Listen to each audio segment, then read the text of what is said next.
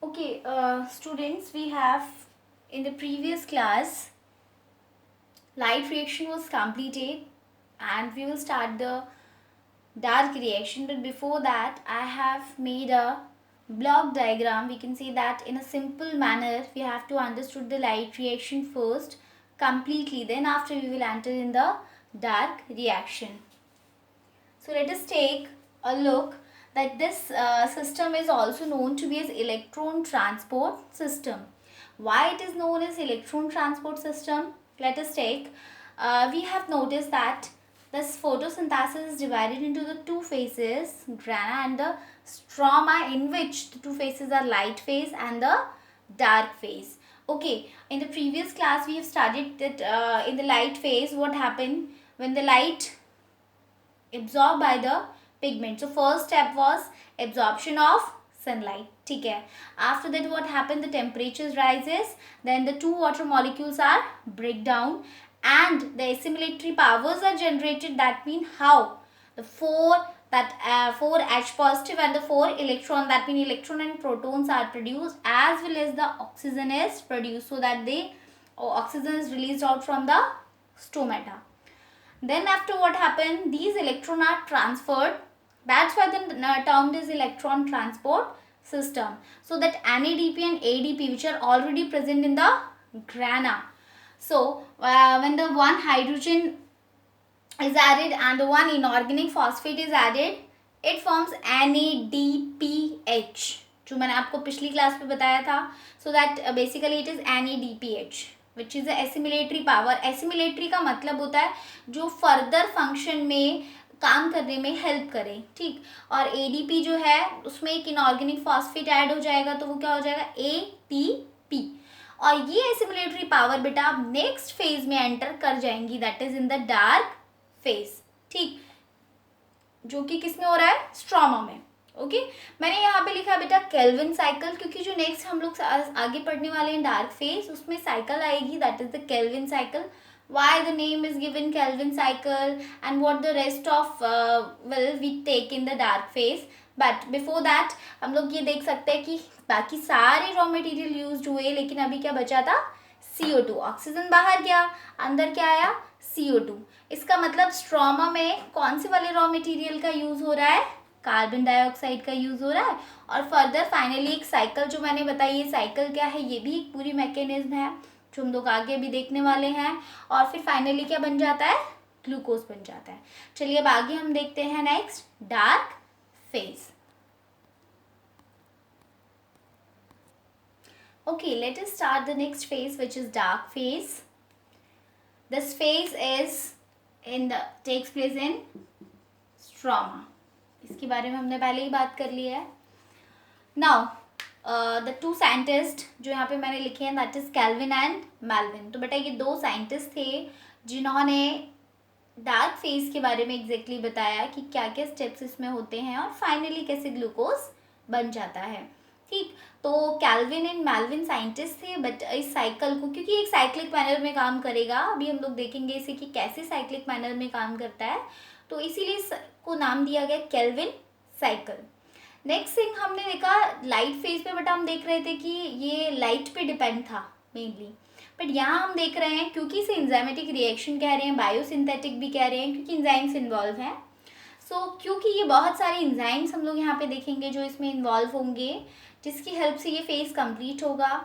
दूसरा light phase products. Light phase में जो प्रोडक्ट फॉर्म हुए वो क्या थे? एसिमुलेटरी पावर्स ही तो थे लाइट फेज में, और जो चीज़ें यहाँ पे मिलेंगी तो assimilatory powers, that is NADPH and the ATP, तो वो यहाँ पे खर्च होंगी. तो इन पर बेसिकली डार्क फेज जो है वो पूरी तरीके से डिपेंड है. अब हम लोगों को देखना है, अगर हम प्रीवियसली थोड़ा नोट डाउन करें तो हमने कुछ स्टेप्स को देखा, इलेक्ट्रॉन ट्रांसपोर्ट सिस्टम के बारे में हमने बात करी, या हम कह सकते हैं कि लाइट रिएक्शन बेसिकली स्टार्ट कहाँ से हुआ था.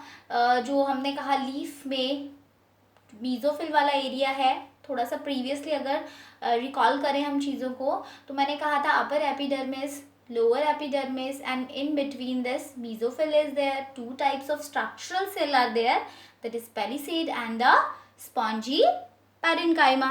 इसके बारे में हमने बात करी थी. और उसमें बीच में उनमें क्या प्रेजेंट था? क्लोरोप्लास्ट. क्लोरोप्लास्ट में हमने देखा था डबल मेम्ब्रेनस है और अंदर दो स्ट्रक्चर देखे थे, ग्रेना एंड द स्ट्रोमा। फिर से रिकॉल करो, ग्रेना में हमने कहा था एब्जॉर्प्शन ऑफ सनलाइट, जो क्लोरोफिल प्रेजेंट है वो लाइट को एब्जॉर्ब करता है और जिसकी वजह से हीट जनरेट होती है। और सेकेंड स्टेप का था फोटोलाइसिस, जिसकी वजह से वाटर मॉलिक्यूल ब्रेक डाउन हो जाता है। तो एक ऑक्सीजन मॉलिक्यूल के निकलने के लिए कितने वाटर मॉलिक्यूल चाहिए?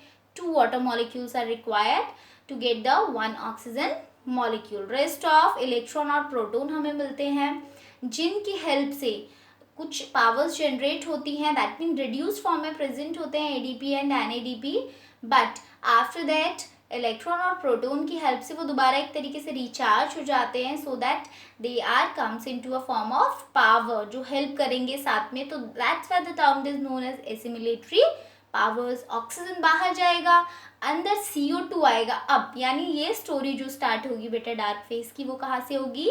CO2 के अंदर आने से। और उसके अलावा उसके साथ कौन सी एंजाइम होंगे, और फिर हम कुछ प्लांट्स को कैटेगरी में डिवाइड भी करेंगे। Okay, let us take a look for C3 and C4 plant, जो कि हम नेक्स्ट पढ़ने वाले हैं अब। Okay, let us take the first step in the dark phase. First step is CO2 accepted, यानी we are talking about when the CO2 is going to be enter inside the stroma. So there are primary acceptors, just like किसी को accept करने के लिए यानी entry देने के लिए, लाइक जस्ट एंट्री पास कह सकते हैं, कि जो यहाँ एक्सेप्टर्स प्रेजेंट होते हैं वो 2 एक्सेप्टर हैं। These are RUBP and PAP.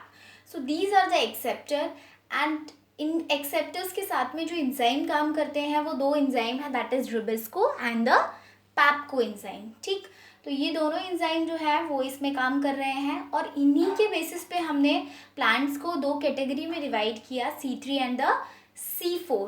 But उन प्लांट्स के बारे में पढ़ने से पहले we have to know the abbreviation जो हम लोग यहाँ पे बार बार यूज़ कर रहे हैं, and these abbreviations are, first one is ATP जो हमने पहले यूज़ करी, that is adenosine triphosphate. ADP is adenosine diphosphate, that mean phosphate, जो फॉस्फोरस है उसके 2 एटम या 3 depend on that, but energy currency is basically ATP. Okay, now look at the NADPH, another assimilatory power, that is nicotine, amide, adenine, dinucleotide phosphate. Next is acceptors RUBP, ribulose biphosphate. Rubisco is the enzyme. So ribulose carboxylase oxygenase.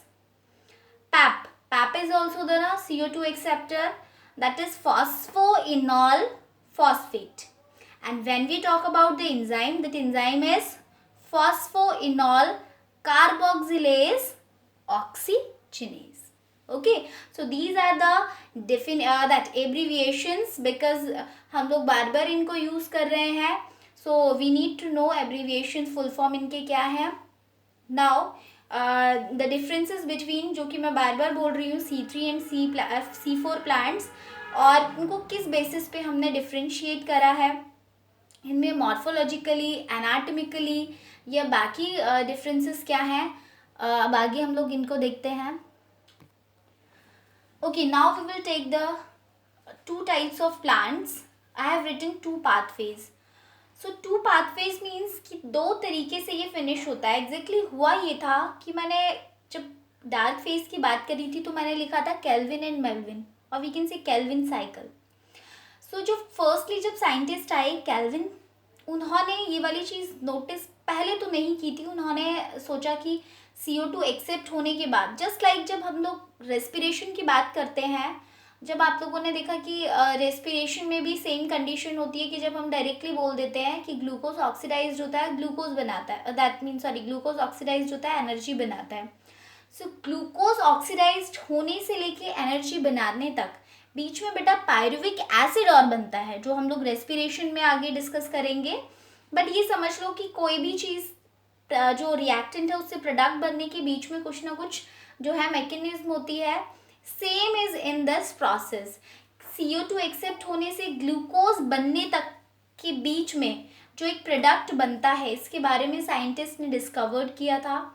Firstly उन्होंने ये वाली चीज़ मानी थी कि may be possible कि सभी plant में हो सकता है CO2 एक्सेप्ट होने के बाद ग्लूकोज बनने से पहले दैट फॉस्फोग्लिसरेट और we can say phosphoglyceric acid बनता है.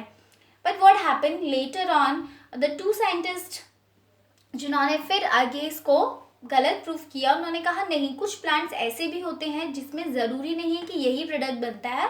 उन्होंने नोटिस किया कि उनमें ऑक्सैलो एसिटिक एसिड बनता है. So he gave his name to those plants, that pathway is Hatch and Slack pathway, and the plant's termed to be as C4 plant. Okay, why C3 and the C4 name is given? Because the first product which is obtained in the plants, that phosphoglyceric acid, they having the number of carbon atom is 3. But in those plants that having the oxaloacetic is the first product after accepting the CO2 having the 4 carbon atoms. So that he named as C4 plants.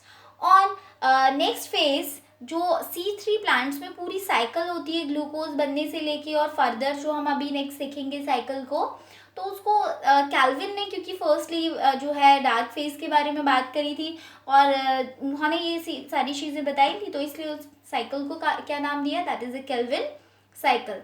And on the second behalf Hatch and Slack ने further चीज़ों को आगे बताया था, so that the name to be as Hatch and Slack pathway. Okay, अगर next हम बात करते हैं बेटा इनके मॉर्फोलॉजिकल कैरेक्टर या फिर हम इनके बाकी जो एनाटॉमिकल या फिजियोलॉजिकल कैरेक्टर्स के बारे में बात करते हैं, तो पहला तो हम देखते हैं कि जो C3 प्लांट्स हैं वो ज़्यादातर ऐसे एरिया में ग्रो करते हैं जहाँ पे वाटर प्रेजेंट होता है, मॉइस्ट रीजन होता है. So they do not tolerate the high temperature, तो वो ज़्यादा टेम्परेचर को टॉलरेट ही नहीं कर पाते हैं. बट C4 प्लांट ज़्यादातर देखा जाता है कि वो जो ट्रॉपिकल रीजन होते हैं, specially the dry tropical region जहाँ पानी कम होता है वहाँ ग्रो कर जाते हैं. और जहाँ ऑब्वियसली पानी कम है तो वो हाई टेम्परेचर को भी टॉलरेट कर सकते हैं. रेस्ट ऑफ आगे हम लोग देखते हैं कि एक स्पेशलिटी C4 प्लांट की एनाटॉमी में देखने को मिलती है, वो क्या है और कुछ examples. These are the few more differences between the C3 and the C4 plants. I have told you that cuticle, we can say that temperature tolerancy. So C3 plant में टेम्परेचर टॉलरेट कम किया जाता है. Y? Because एक तो वो temperature tolerate कम कर पा रहे हैं क्योंकि एक तो मॉइस्ट रीजन में है, पानी उनको खूब मिल रहा है, और एक रीज़न ये भी है कि उनकी जो क्यूटिकल है ऊपर वाली वो बहुत ही थिन होती है. That mean it is not thick. So इसकी वजह से वो ज़्यादा टेम्परेचर टॉलरेट नहीं कर पाते, क्योंकि अगर ज़्यादा टेम्परेचर बढ़ेगा तो ट्रांसपिरेशन रेट ज़्यादा हो जाएगा जिससे पानी की कमी होगी. But in the C4 plant there is a special type of anatomy that means the reason जो कि internal structure है वहाँ पे cuticle जो है वो काफ़ी thick होती है. In the previous classes we have studied about the cuticle, leaf के जो ऊपर वाली सबसे surface पे जो layer होती है that is the cuticle, तो वो काफ़ी thick होती है और इस type की anatomy को कहा जाता है Kranz anatomy, so that it can tolerate the high temperature. Okay, so because it can develop it into the dry regions. So if we take the examples, wheat, oats, rice like paddy, it requires more water. Cotton, sunflower, all these are the type of C3 plant, because C3 plant का सीधा मतलब है that means they grow in the moist region, and moreover when they accept the CO2, the first product is PGA. And in the C4 plant, sugarcane, maize, sorghum, all these are the C4 plant जिनमें जो मैंने characteristics बताए हैं वो कुछ उस तरीके के दिखाई देते हैं. Okay, so in the next class we will discuss about the Kelvin cycle. Hatch and Slack pathway is not in your syllabus, so but Kelvin cycle is important. So we will take in the next class. Thank you.